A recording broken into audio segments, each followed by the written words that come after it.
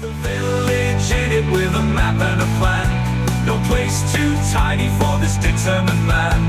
Crossing the counties one by one, you'll see in every English corner a bit of history.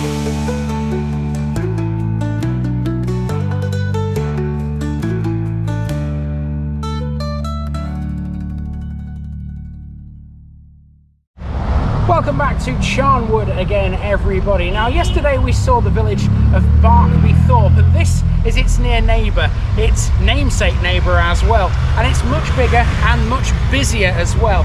To be fair though, this traffic flying through this village is something the residents around here knew would probably happen with the building of all these new estates and things we've seen so far this week. It's still a lovely village though, despite the fact it's probably a bit more noisier than it was in previous years. This is Barkby.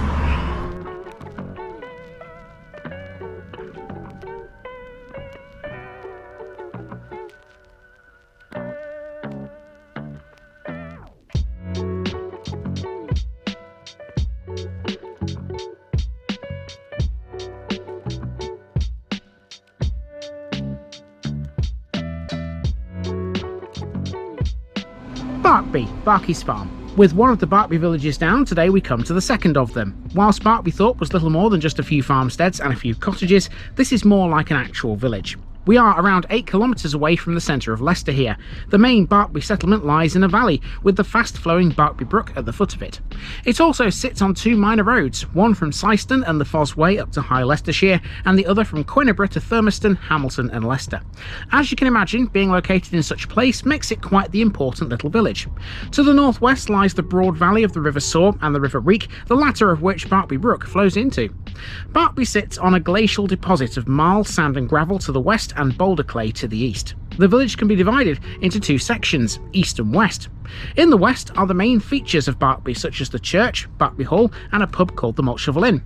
In the east you have things like the school, some former chapels, and a second pub called the Brookside Inn. They're all based around the Barkby Brook, which features a waterfall at that point. The village has long had connections with the Pochin family, they of local industrial heritage. Residents of Barkby Hall, they owned much of the village along with the Barkby estate. The family would provide the school in Barkby, to this date the only one it's ever had.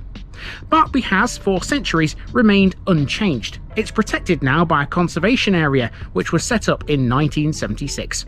Let's take a walk and see what it looks like in 2025.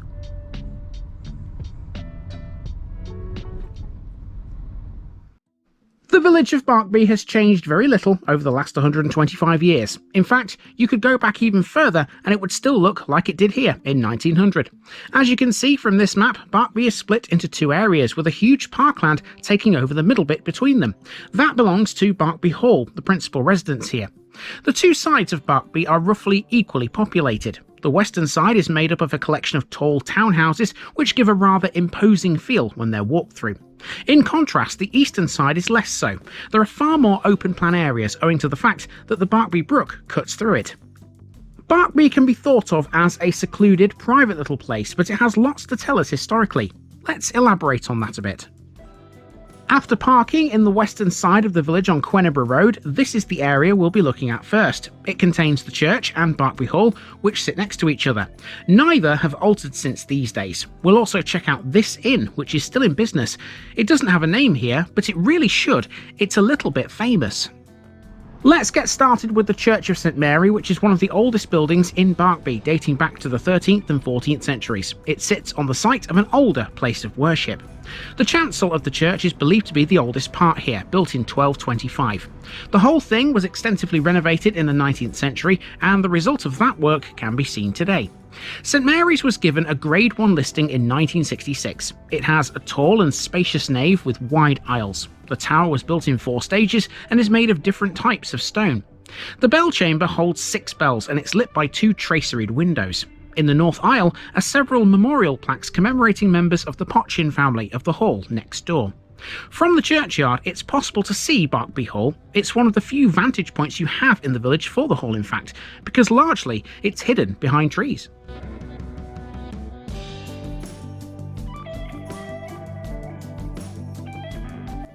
The current Barkby Hall was built in 1807 to a design by William Wyatt. It sits on the site of a previous Jacobean building. It has been altered since, most notably in the 1850s, 1870 and 1902. The last time it was extended was in 2000. At least one of those alterations was forced, having been damaged by a fire in 1847. The 1870 work saw it be reduced in size somewhat, but it remains a substantial building. It's 2.5 stories tall, with a balustraded porch over the central 2 bays. The interior dates from the Regency period, and although plain, it has a grand staircase. Barkby's association with the Pochin family began in the medieval period, and their relationship with the village is still very much part of the character of the place today. They are first mentioned in connection with Barkby in the 15th century, but they officially appeared on the scene in 1604, building the original Barkby Hall. They are still here now. Their connection to Barkby goes back to 1447, when Richard Pochin married the local heiress Alice Willoughby. 17 generations on, they have increasingly accumulated a large estate in the village. The hall's parkland and agricultural setting have remained fairly unaltered for 2 centuries, which, unsurprisingly, is how the locals like it.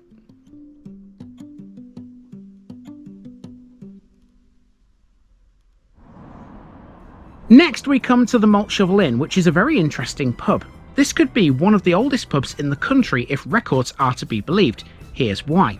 In the 13th century, Merton College, one of those associated with Oxford University, began their own long connection with Barkby. They would purchase Manor Farm in 1271. As part of that purchase, they also ended up owning the Malt Shovel Inn, so say the records from that time.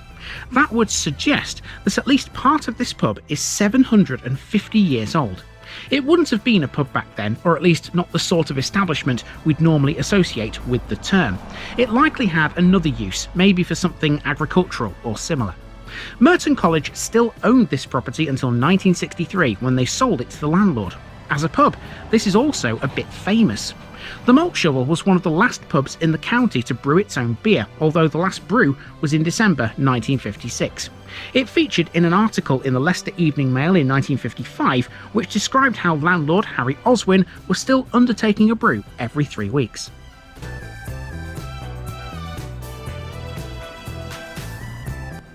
Most of Barkby and Barkby Thorpe lie within a conservation area that was set up in 1976. Stretching to 66 hectares, it covers the built-up area of both villages and the parkland of Barkby Hall.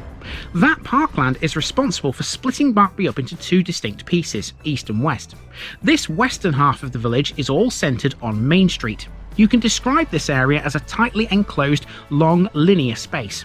The buildings are close to the edge of the pavement, which itself disappears to almost nothing in places. Within the tightness, there are some openings where houses are set back from the road, although most of those have a significant boundary wall, a hedge, or small trees. This setup continues along Main Street, all around the sharp bend by the church, and onto Jack's Bridge, which crosses over the Barkby Brook. We're heading for Jack's Bridge now, but to get there, we're using a less conventional way. You see, Barkby is full of these narrow little paths and lanes. It's like a maze in places.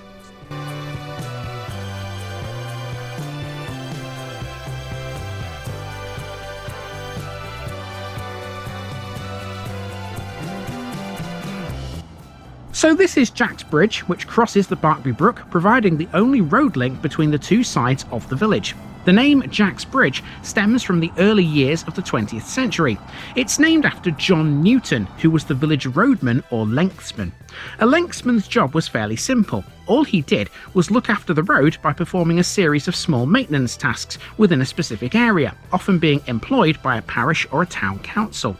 This was stuff like cleaning vegetation, maintaining signs, clearing drains, and even snow clearance and gritting in the winter.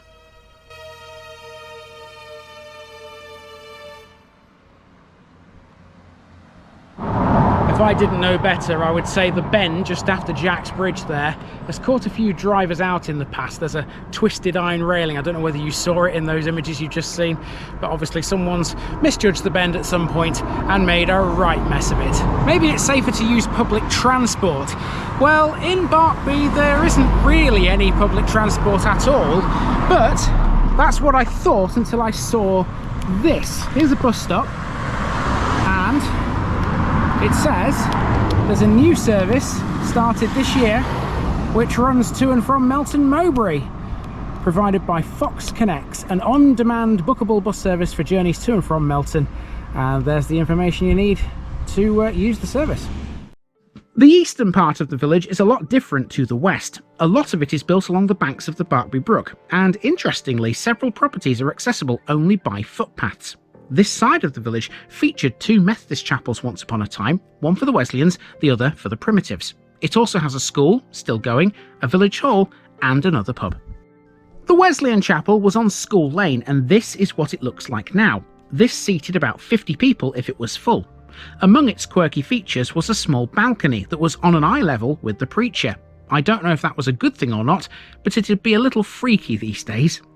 Because of dwindling numbers, this closed in 1970. It was then sold and converted into the private residence it now is.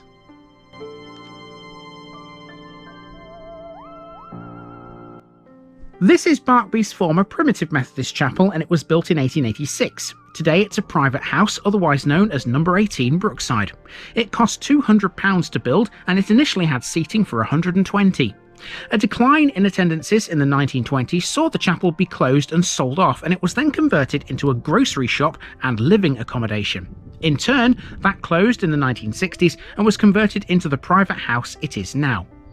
So now we've reached Barkby's other inn, the Brookside. This is so named because the Barkby Brook flows literally right past it. It might not be as historically loaded as the Malt Shovel, but this one has been here since the 18th century, serving the locals. It consists of a small traditional public bar and a slightly larger lounge bar with a dining room annex. Out the back is a partially covered paved patio area.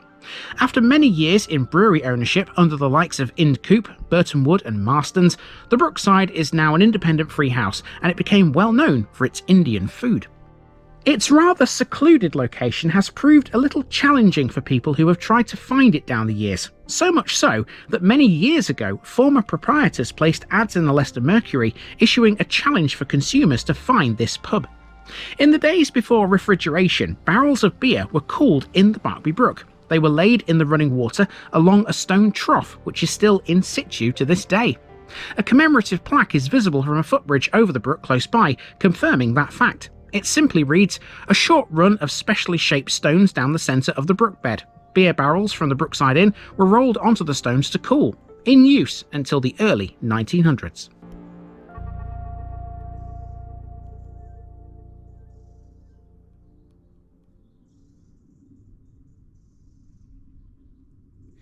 Well, ordinarily we would be seeing a little waterfall here, but it's been so dry this summer that the water just isn't flowing.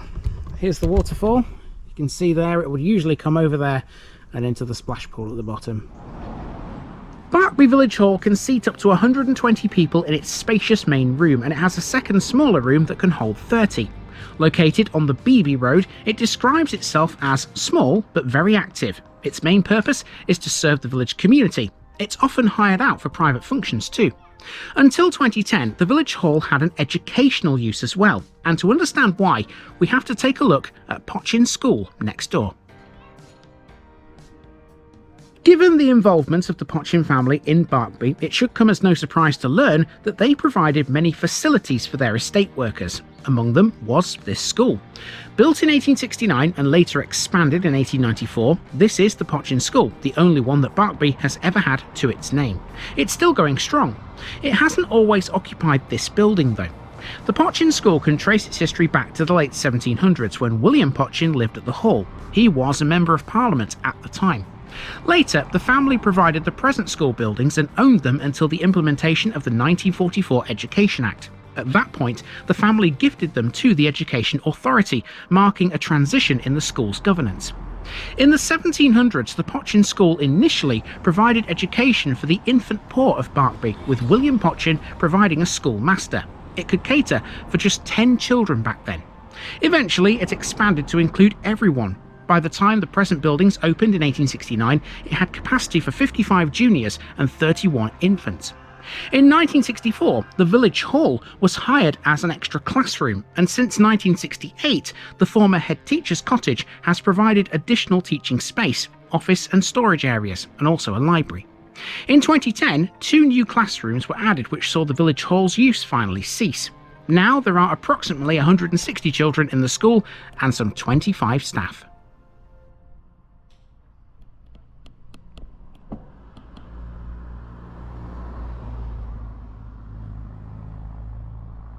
That school's actually bigger than you think. I concentrated on one particular building there, didn't I? I didn't realise that it goes all the way to the end of the road here. These buildings are also part of the school, as is that one there behind this one. It's quite a big school actually. So yeah, that's the school here in Barkby. So let's go past School Lane and head for the cricket club next. To get back to the western side of Barkby, we have to cross Jack's Bridge again, but before we do, we have to make a mention of this area. On the map, as you can see, this area is depicted as part of Barkby Hall's parkland. That's not the case anymore. So what's become of that piece of parkland now? Well, here's your answer. This is now a cricket ground and it's used by Barkby United Cricket Club, who were formed in 1850, or there or thereabouts. They field multiple Saturday and Sunday teams, a midweek T20 team, and junior sides ranging from the under-10s to the under-19s. They are also Club Mark accredited, a recognition of their commitment to junior cricket development. A key figure in the club's history was Baz Sharp, who founded the junior section, established Sunday cricket, and served as chairman for many years. Sharp was known as a true club man, demonstrating a deep commitment to Barkby United throughout his involvement. The Kirks, one of the major farming families around here, have also been heavily involved with Barkby's cricketing fortunes. In 2023, Barkby United had a great run in the National Village Cup, reaching the quarter-finals, where they narrowly lost out to eventual winners Milford Hall.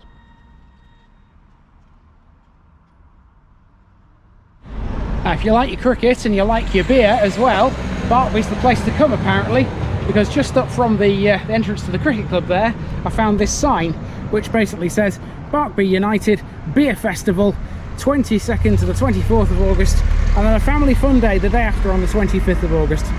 So yeah, if you like your cricket and your beer, Barkby's where it's at, people. Barkby is where it's at. So given Barkby's somewhat strange shape, I've had to do this one in kind of a figure of 8. So I'm about to cross through an area I've already been to, and that was the very beginning when I was at the church.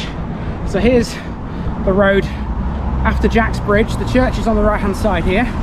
Another tight bend, as you can see. And we need to go past that phone box over there and past Barkby Forge, which is this building on the right hand side here. Now, when I was walking from the church to go down to the Malt Shovel and Main Street, I noticed something on the wall of the forge and I thought, oh, I'll save that one later when I come back. So I'll show you what it is. So let's get a bit closer to it. As you can see, it's not this. That's to do with Appleton Interiors, who are based within the forge apparently these days. Past the parish notice board. I haven't got any cards on me at the moment, so I can't leave one at the moment. But this is what I was talking about, this mosaic, which was created for Oak Apple Day in 2010. That's quite pretty, that, isn't it? And with the sun shining as it is right now, it's glinting a bit in the sunlight. Beautiful. Let's go to the corner. There you go, this is how I know it's Barkby Forge. And then we go round this bend towards Queniborough. We're on Queniborough Road. We have one final area to take a look at, and it concerns the Queniborough Road, not far from the church where we began. There are two things of note here. One of them is this area, and the other is roughly where this 216 is. One is a garden centre, the other is a cemetery. This is Church View Nursery on the Queniborough Road. It's a fabulous little place for all you green-fingered folk, but it's also become a bit of a haven for food lovers too in recent times. 5 years ago, Church View saw the launch of Global Pantry in the garden of the nursery. It's every food lover's dream. The menu offers takeaway breakfast cobs and a full English, as well as a selection of lighter bites. It was even given some positive reviews by the Leicester Mercury. Our last stop is literally where we began. Almost. We're in Barkby Cemetery. I didn't find out a lot about this, so we'll just enjoy the peace and quiet it allows you for a few minutes.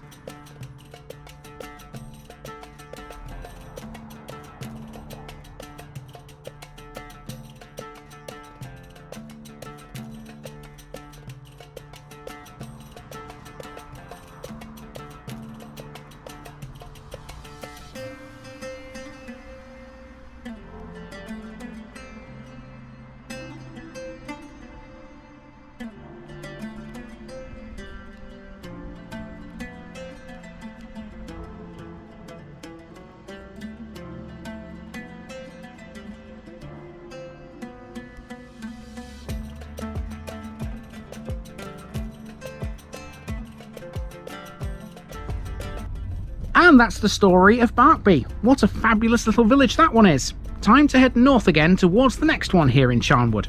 Tomorrow's episode will take us to a village that simply did not exist before the 1960s, or at least not in the form it currently does. Legend has it, it stands on a network of underground tunnels.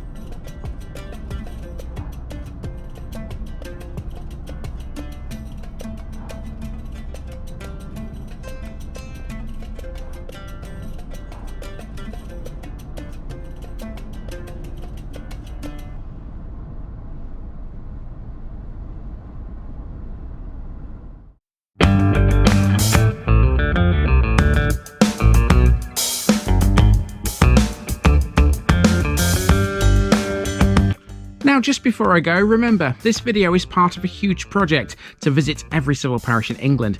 That's more than 10,000. These routes are pre-planned, and due to time constraints, I can't cover every detail or walk down every street. Please don't complain if this video missed something out. I pronounce names how I choose to.